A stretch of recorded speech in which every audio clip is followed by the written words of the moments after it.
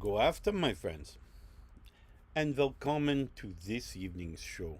This evening we have a wonderful question lined up, so I'm sure it's going to have a whole lot of relevance to your everyday life. So please stay tuned. If you haven't had a chance already, please like, follow, subscribe on us on any of the platforms that you follow us on. And understand, I deeply appreciate you helping us to spread the message.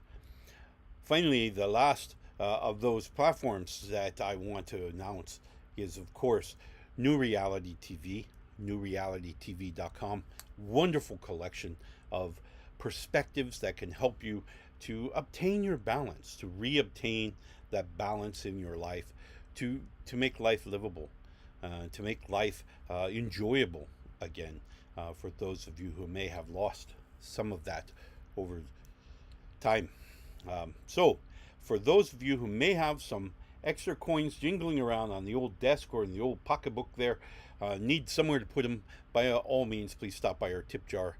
There you can deposit those, and we can use those for a good purpose, a good mission to help us get the word out even further about obtaining a better mental health through understanding our spirituality. And finally, for those of you who want to ask a question here, you have the Facebook chat, which we have open right now for you to ask the questions and provide your responses. You're more than welcome to do that here on Facebook. Or if it's a personal question and you need an answer for you personally, you're always welcome to visit NorseWhispers.com. There you scroll all the way to the bottom of the page, look to the left, and there you will see a big orange button. The big orange button submits a question directly to me, and we'll get you an answer. So it'll be super confidential if that's the way you would like to have it. So all that now being said and done, the question tonight is, what does spirituality have to do with mental health? Well, think about, we're going to use some visualization here tonight, and we're going to think about our spiritual connection, our spiritual path being that of energy, right? So all of the things, all of the intellect, all of the knowledge, all of the experiences, everything we see, smell, taste, touch, or do all comes through our physical sensory input, where it's converted into energy. Bioelectricity then transmits it from the back, as an example, from the optic nerve to the brain for further processing. Now, in most cases, this is going through our emotional filter, which will then alter the perspective, alter what we're seeing and what we're actually processing into the brain, and then ultimately into our memories. Well, this same process holds true for spiritual energy as well. As spiritual energy comes in from the spiritual realm into our spiritual mind processes it in the same way. It takes in the information, it identifies emotion, it does the same thing that as if it were to be seen, smelled, tasted, touched, smelled, whatever, heard, right? So all of this comes into our mind through energy, whether it be spiritual energy, whether it be influential energy, or whether it be experiences. All right, those are, or we call them physical energies, right? Because we're seeing, we're hearing, we may smell, taste, or touch these to produce this sensory input that's processed into the brain. Now, As these events, as these experiences, as this energy is processed through the emotional filters, our emotional filters will then torque them, change them just a little bit to reflect how we're feeling at the moment. Remember, it's measured in presence, so we're talking a micro sliver of time between the experiences we have had and the ones we haven't. So it's just that micro sliver of time at which our consciousness, the entirety of it, exists in forever, right? So our whole physical life is spent in our consciousness in that micro sliver of time between the have experiences and the have nots. Excuse me. So these this processing comes in, this energy, and it's put through these emotional filters. The emotional filters, of course, have kind of a twofold process, maybe even a threefold process, where the first thing they're going to do is they're going to change the energy coming in to represent the mood that I'm in. It's going to it's going to alter those energies to reflect that type of perspective on the energy itself. Immediately, it's going to release a signal down to our heart. We're going to release hormones into our blood. The blood's going to come up to our brain. Our brain's going to do its little comparison. We're going to come up with an emotional feeling, right? We're going to feel something when we see, hear, taste, touch, or smell. That's a natural progression of things.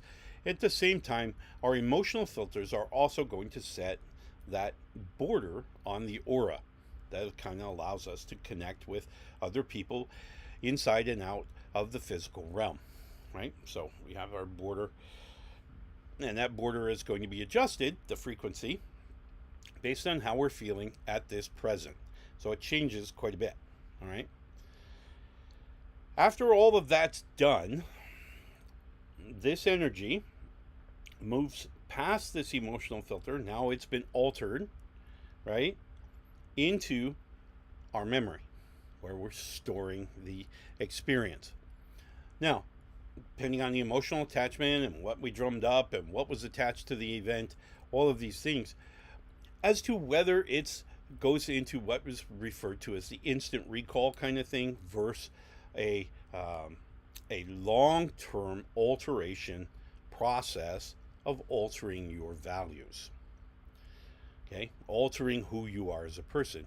If you see we witness a certain behavior, pick one, but this behavior is allowed to continue, right? And it happens again and again and again and again. What's it telling our brain? Our brain is saying, oh, hey, that's an acceptable behavior.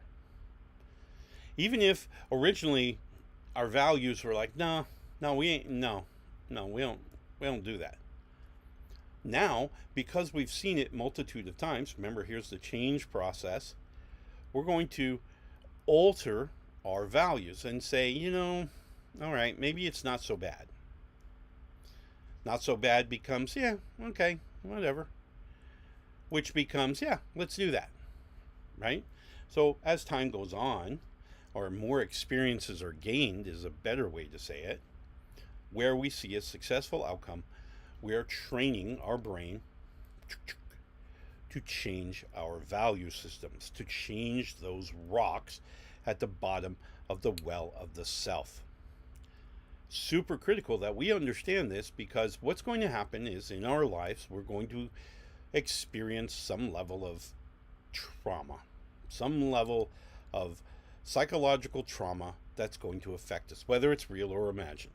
Matters not to the brain. Brain doesn't know where the energy is coming from, whether it's intrinsic or extrinsic. It doesn't know. So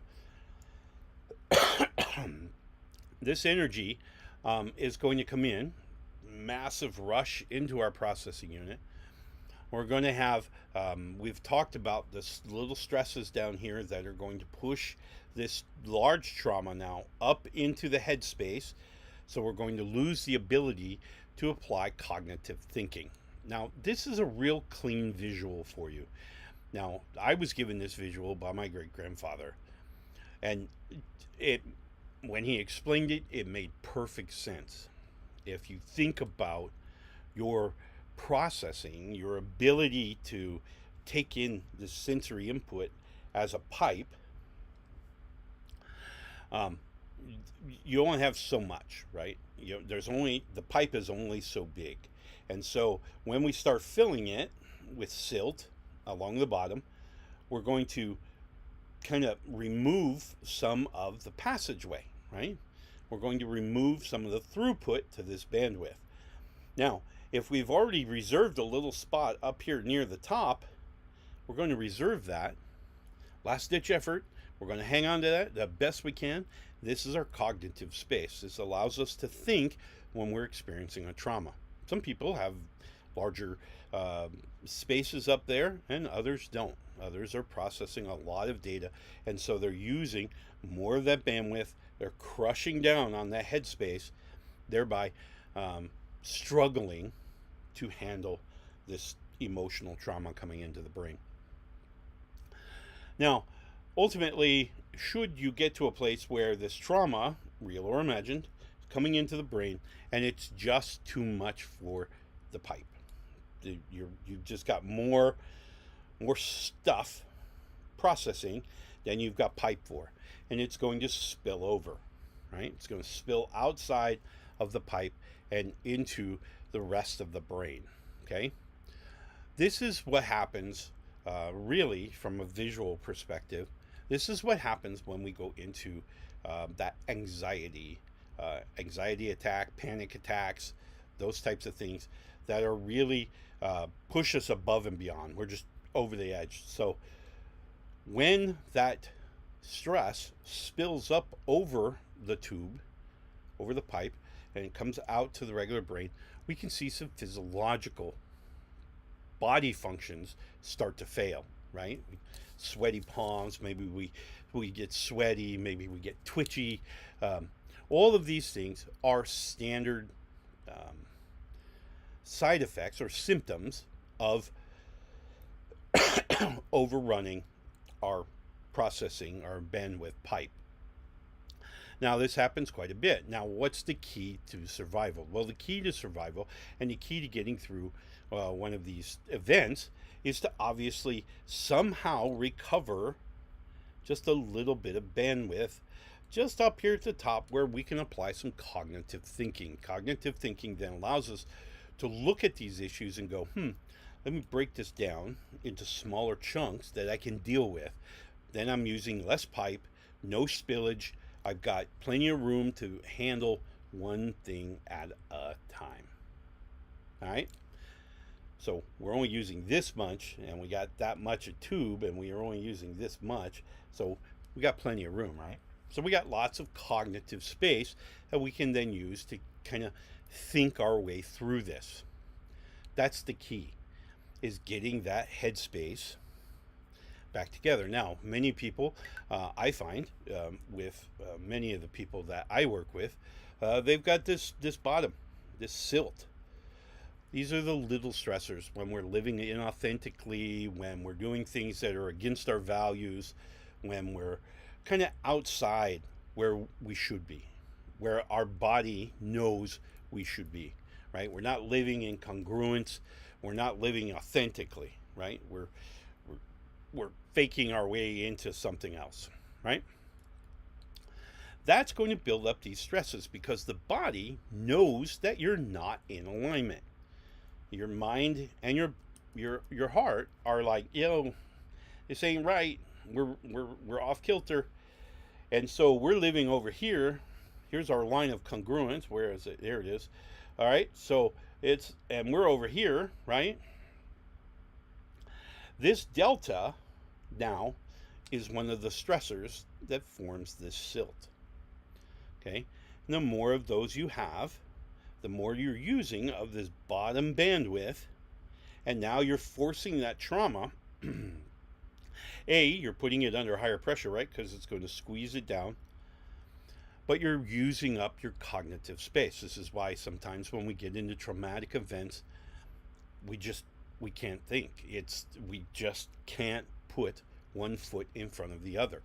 We can't do that because of our cognitive abilities are now blocked off by this trauma trying to process, right? Now, emotional trauma is more challenging than, say, non-emotional trauma. All right, so we witness something, and I draw the parallel in modern day video games.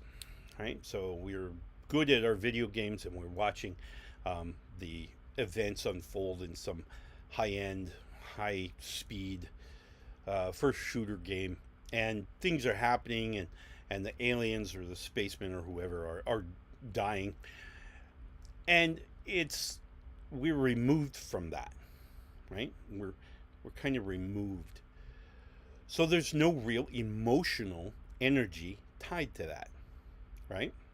That's why you kind of see it as, yeah, it's a non thing.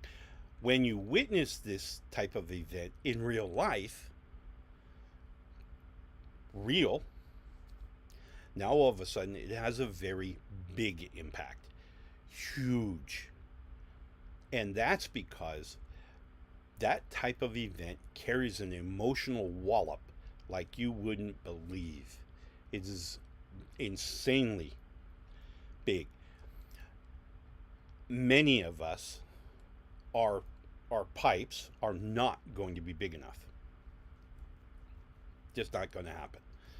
So we're going to see fallover into the brain. This is where we see symptoms that many would experience, say, in PTSD, where we have a triggering, where we have a shutdown, where we have full protect mode. All of these modes are when our stress has overfilled the tube and it's now floating into the rest of the brain. Okay. Now, I'm explaining it this way because, in my opinion, I'm a seer kind of guy. Now, not just because I'm a seer magician, but because I like seeing things. I like to be able to visualize how things are constructed, how they work, right? Take things apart to see how they work. Well, that's where I think this analogy or this imagery provides us with a real kind of rubber on the road understanding as to how trauma affects or energy affects our mental health, right? So spirituality is no different than any physical sensory input you're going to have. It affects you in the same way. Now, what I find very, very frequently is I speak to multiple people, multiple spiritual understandings throughout the world, is depending on the level of embracement of spirituality and the recognition of that energy is really how much of a peace of mind they have. Notice men and women who have reached this super high level of spiritual enlightenment, how they're peaceful, how they're calm, they're just restful. Why? Because they have all their bandwidth. They have it all, man. Not to mention, they've even figured out how to make it even bigger, because there is a way to increase our bandwidth. I know, right? The way to increase our bandwidth is to include the understanding of the spiritual realm, or the realm outside of what we can see, touch, taste, smell, hear. That where the gods reside, that where the spirits reside, that's where the ancestors reside. All of those beings, those entities, all reside in the same space and time that we exist. So, as an example, another great visual that my grandfather gave. I know this is going to really surprise you. Another visual that my grandfather gave to me was understanding the difference between the physical realm, that which we can touch, taste, feel, to the spiritual realm, that which is infinite. And I used to think, like probably many of you, that there was this veil that existed between the two, There was just this veil between the two. And the only time I got to see over there was when I was asleep or knocked unconscious or something, right? That's not really the case. The spiritual realm and the physical realm exist in the same time and space. The difference is that the spiritual realm doesn't have the laws that the physical realm has, that of time and space, right? So just because we're in the same time and space, we're really not. So here's how it works. If you think about the most smallest form of construct in the universe, we get to this thing called an atom. The atom consists of three pieces: the protons, the neurons, and the electrons. Three pieces. Now, these three pieces, now, this is going to go back to your science classes for you Gen X people. We did this in science. You'll remember it here in a minute. Protons, neurons, electrons. The protons and the neurons bind together, right? They're bound together, and we call them the nucleus. Now, in a spiritual understanding, we could also say that this is the physical and the emotional, because notice they're bound together. You can't have emotions without the physical form, because the physical form is that which makes the chemistry that creates the feeling in the brain, or the recognition of that chemical construct that we recognize as emotions. So those two are married together. They're called the nucleus, or the physical realm. Now, this third one, the electron, he's kind of loose and running all over heckin' breakfast. But they're all bound to the same atom. Now, you have about 6.5 octillion atoms in a standard 150-pound person. I probably have 13 octillion atoms, right? So there's, and each of these atoms has a part of it that's responsible or responds to or is a part of the physical realm. And it has a part that's part of the spiritual realm, the electrons. The electrons is what hooks other atoms. By the electrons, they bind together. Now, this is a very simplistic, but nonetheless very valuable understanding in how we can be essentially in two realms at the same time. Now, many of us, when we close our eyes and we fall asleep, and our consciousness, remember our consciousness kind of slides back and makes connection with our spiritual brain. Now we're looking into the abyss of infinity. This is the spiritual realm. Intellect, knowledge, everywhere. It's all around us, not to mention tons of other entities that can offer their experiences during a physical life and outside of that. And so we can gain all these experiences, and now what does experience give us? You got it. Experience plus knowledge equals wisdom. So we begin to gain wisdom by just falling asleep. All right? So this is also a key ingredient, or a key, not even an ingredient, a key result from spending some time in meditation. Again, same thing. We're going to allow our consciousness to slide back and make contact with that spiritual brain. Now, there are, over time, as we explore more into understanding these energies and grow, remember, we can get enlightened, which is where we're growing. So our consciousness, say our consciousness is like this, so it's one hand, right? And as we become enlightened, it's going to spread out, and it's going to become bigger and bigger and bigger. And the goal is that ultimately at some point in our lives, we're going to make contact with our physical brain, physical sensory input, and the spiritual brain, everything else around us, all at the same time. So now we're in direct interaction between those two parts of ourselves. This is called the balance, enlightenment. the thereafter. This is what we seek. Now, you still have the ability to make the chemistry, to understand them as emotions, and now you have the ability to communicate with our ancestors and those spirits beyond the body to gain more wisdom and knowledge about living our lives successfully the way we want, right? So, spirituality has more of an effect on your mental health than anything else you know. I'm not sure I So, understand. getting a hold of it and understanding it is critical to maintaining the balance within the mind and just achieving a more comfortable mental health, which is better for all of us. It also helps us to grasp these ideas like peace, love, comfort, joy, and all of those things that we really seek in our natural state. Those are so critical, and they're super helpful in establishing harmony with our fellow life forms.